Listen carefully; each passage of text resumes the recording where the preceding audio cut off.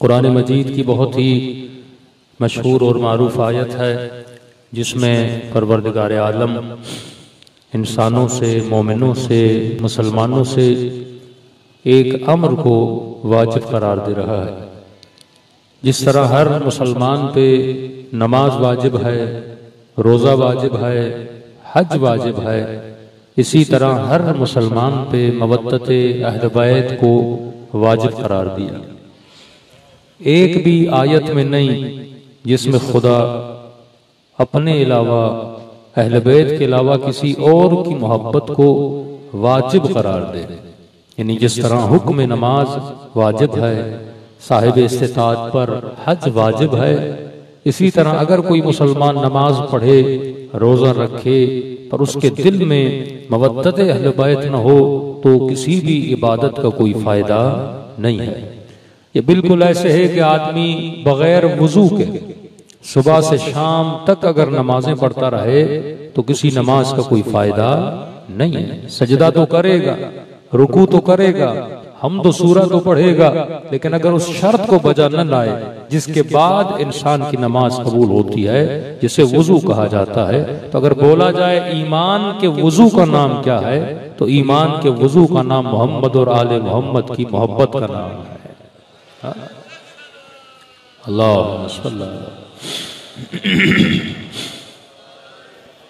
तो ये ईमान का वुजू है। यानी अगर वादिये ईमान में दाखिल होना है तो मवद्दत मोहम्मद और आले मोहम्मद का रखना बहुत जरूरी है। एक बहुत बड़ा एतराज जो तकरीबन आपके ऊपर भी होता होगा, कभी आप गली में मजलिस करवाते हैं, कभी आप इमाम बारगाह में मजलिस करवाते हैं, तो अक्सर मुसलमान कहते हैं भाई शिया इतनी मजलिसें क्यों करवाते हैं, हाँ इस मजलिस में ऐसा क्या है।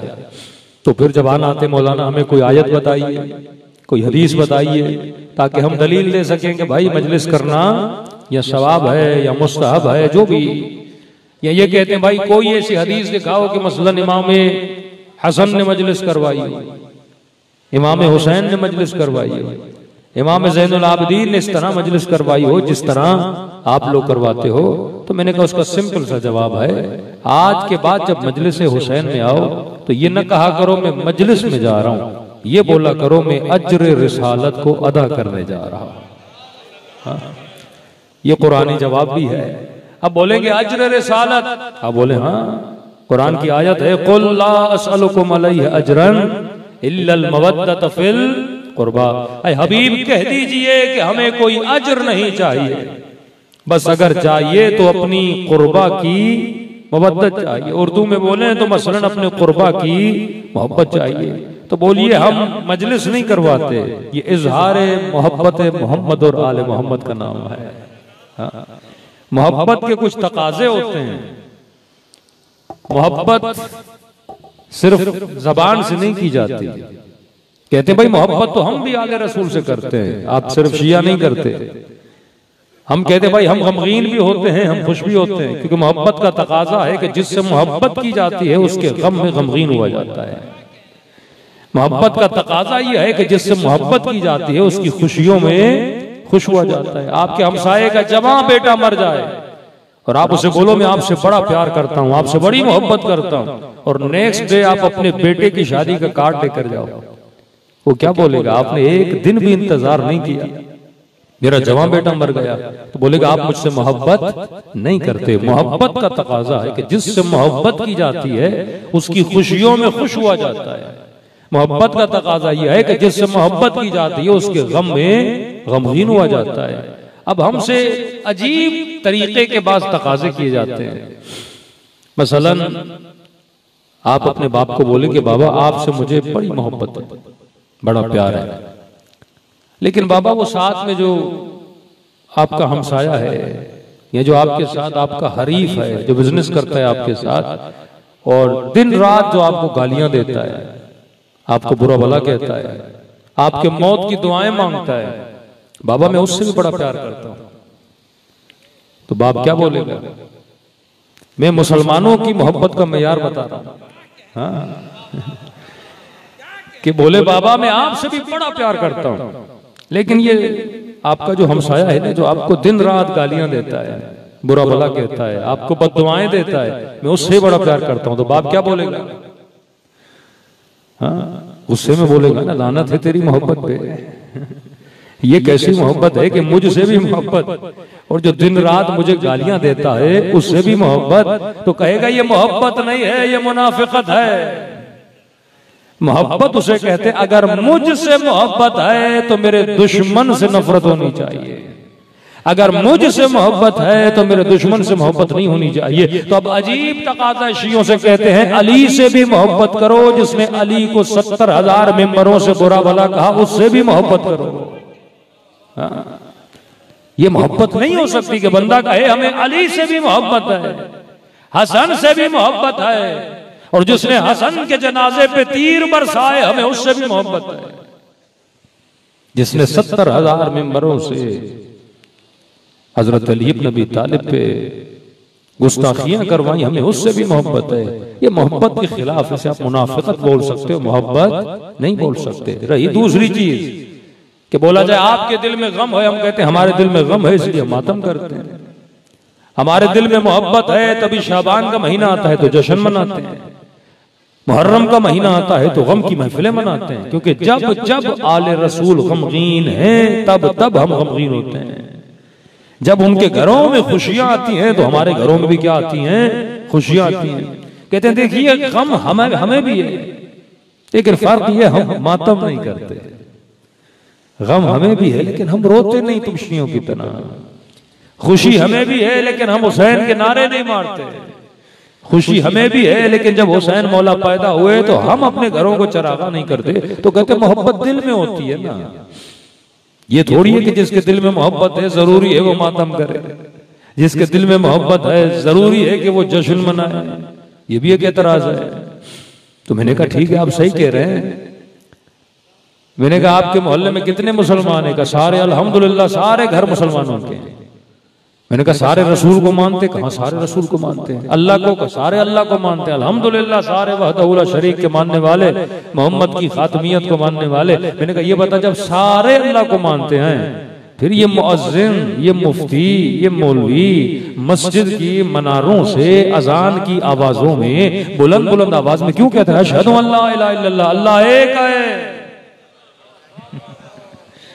किसे बता रहा है? ये इंडिया के किसी गांव में जाके ऐलान कर रहा है। ये कराची में मुसलमानों के बस्ती में जहां एक घर भी हिंदू का नहीं, सब ने अल्लाह को माना, फिर भी कहता है अशहदु अल्ला इलाहा इल्लल्लाह। भाई ऐलान सुन लो, अल्लाह एक है। कौन सी नई चीज तुमने आपने हमें बता दी? सबको पता है, बच्चे बच्चे को पता कि अल्लाह एक है। फिर कहता है अशहदु अन्ना मुहम्मदन रसूलुल्लाह, मैं गवाही देता हूं कि मोहम्मद अल्लाह का रसूल है। भाई हम सबको पता वो उसका रसूल है, हमें बता क्यों रहा है? नहीं देखिए हमें पता है, अब सबको पता है, लेकिन अगर अकीदा है तो इजहार करना जरूरी है। अगर अकीदा है तो डेली बेसिस पे इजहार करना जरूरी है। तो मैंने कहा बिल्कुल इसी तरह जिस तरह अकीदे का इजहार जरूरी है, इसी तरह हुसैन की मोहब्बत का भी इजहार जरूरी है। 10 लोग बैठे हो, मुझे कैसे पता चले किसके दिल में हुसैन की मोहब्बत है? मोहब्बतों को अगर दिल में रख के घूमना था तो अल्लाह अज़ाने न दिलवाता। मोहब्बतों को अगर दिल में रख के घूमना था तो कभी इजहार अकीदा न होता।